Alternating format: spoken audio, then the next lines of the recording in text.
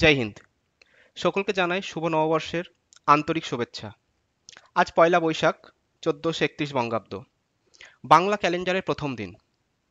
আজ থেকে প্রায় 1400 বছর আগে বাংলা তথা গৌড়ের শাসক সম্রাট শশাঙ্ক এই ক্যালেন্ডার প্রথম প্রচলন করেন। এই ক্যালেন্ডার অনুসারে আজকের দিনে হয়তো অফিসিয়াল কাজকর্ম হয় না, কিন্তু বাঙালিদের বিভিন্ন রকম উৎসব, যেমন পয়লা বৈশাখ, কালী পুজো, দুর্গা পুজো, জামাই ষষ্ঠী, পৌষ পার্বণ, এই সমস্ত উৎসবই কিন্তু এই ক্যালেন্ডার অনুসারে পালন করা হয়। তো চলো দেখে নিই আজকে আমরা যে বাঙালিদের এই ক্যালেন্ডার ছাড়া আর কোন কোন ক্যালেন্ডার আমাদের ভারতবর্ষে প্রচলন আছে, এবং আজকের যে ডেট বা ক্যালেন্ডার আমরা ইউজ করি, যে আজকে আমরা বলছি 2024 সাল, এই 2024 সালটা অ্যাকচুয়ালি কোন ক্যালেন্ডার অনুসারে আমরা প্রচলন তো আছে, সেটাও আমরা দেখে নিই চলো আজকে। তো ক্যালেন্ডার বিভিন্ন রকমভাবে বানানো হয়।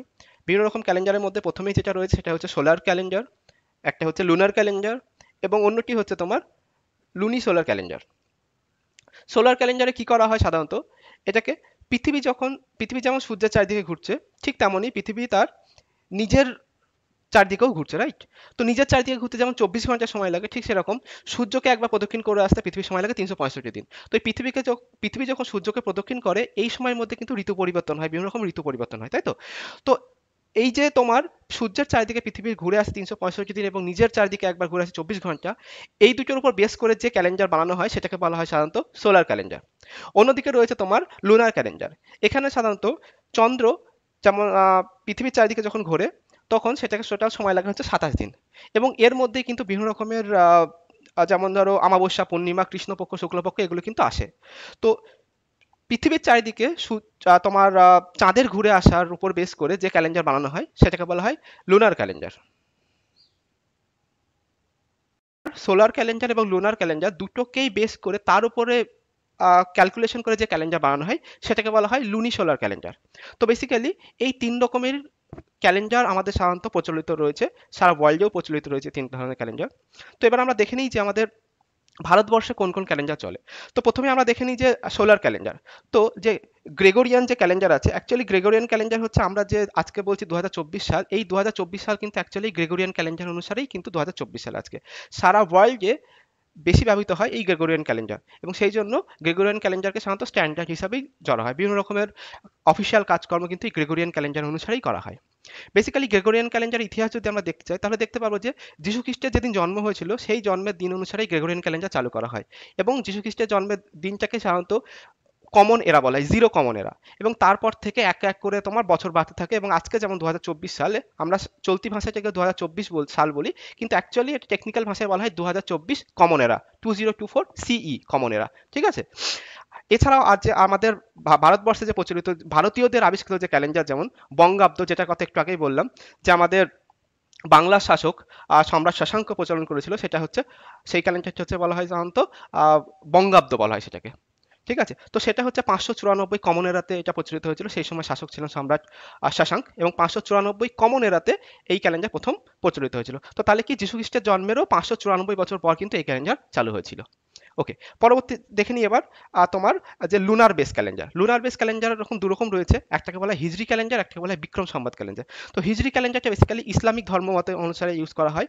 তো আহ, ইসলামিক ধর্ম মতে প্রফেট মোহাম্মদ যখন তিনি মক্কা ছেড়ে যখন মদিনাতে যখন মুভ করেছিলেন, সেই দিনটিকে স্মরণ করে রাখার জন্য তারা একটা ক্যালেন্ডার চালু করেছিলেন, এবং সেই ক্যালেন্ডারটিকে বলা হয় হিজরি ক্যালেন্ডার। এবং সেই সময়টা ছিল 622 সিই কমন এরা, মানে যীশু খ্রিস্টের জন্মের 622 বছর পর। এরপরে চলে আসছে আমরা বিক্রম সংবাদ। বিক্রম সংবাদ হচ্ছে এটা আমাদের ভারতীয়দের আবিষ্কার করা ক্যালেন্ডার। অ্যাকচুয়ালি ভারতীয় সম্রাট বিক্রমাদিত্য এই ক্যালেন্ডার প্রচলন করেছিল। সেটা কিন্তু 57 বিসিই, বিফোর কমন এরা। মানে আমরা যে যীশু খ্রিস্টের জন্মের পরবর্তী সময়গুলোকে যেমন আমরা কমন এরা বলছি, যীশু খ্রিস্টের জন্মের আগের সময়কে আমরা বলবো বিফোর কমন এরা। তো যীশু খ্রিস্টের জন্মেরও 57 বছর আগে সম্রাট বিক্রমাদিত্য এই ক্যালেন্ডার প্রচলন করেছিলেন, এবং এই ক্যালেন্ডারকে বলা হয় সাধারণত বিক্রম সংবাদ। এরপরে চলে আসি আমরা তোমার লুনি সোলার ক্যালেন্ডার, যেটা কিনা সোলার এবং লুনার দুটো ক্যালেন্ডারে মিক্স আপ। তো সেখান থেকে আছে তোমার শক সম্বত বলা হয়, যেটা কিনা আমাদের সম্রাট কনিষ্ক যখন সিংহাসনে বসেছিলেন 78 এডি এডি বা কমনেরা 78 কমনেরাতে যখন সিংহাসনে বসেছিলেন, সেই সময়তে তিনি যে ক্যালেন্ডারটি প্রচলন করেছিলেন সেই ক্যালেন্ডারকে বলা হয় সাধারণত শক সম্বত। এটা কিন্তু ইন্ডিয়ান ন্যাশনাল ক্যালেন্ডার হিসাবেও প্রচলিত শক সম্বত, ঠিক আছে? তাহলে আমরা বোঝা গেল আমাদের বেসিক্যালি এই যে 5 ধরনের ক্যালেন্ডার রয়েছে ভারতে, বেশিরভাগ প্রচলিত রয়েছে 5 ধরনের ক্যালেন্ডার। এগুলোর মধ্যেও আমরা একবার দেখে নিই যে ভারতীয়দের আবিষ্কৃত ক্যালেন্ডারগুলো কি কি রয়েছে। প্রথমে আমরা দেখে নিই বঙ্গাব্দ। তো 2024 সাল, যদি আজকে 2024 সাল ধরি, আমরা আগের স্লাইডে দেখলাম যে সাধারণত 594 কমন এরাতে এই ক্যালেন্ডার প্রচলিত হয়েছিল। তো আজকের দিনটাকে যদি আমরা 2024 কমন এরা না বলে যদি বঙ্গাব্দে বলি, তাহলে কি করতে হবে? 2024 থেকে সাধারণত 594 বাদ মাইনাস করলে যেটা আসবে সাধারণত 1430। তো 1430 বলবো।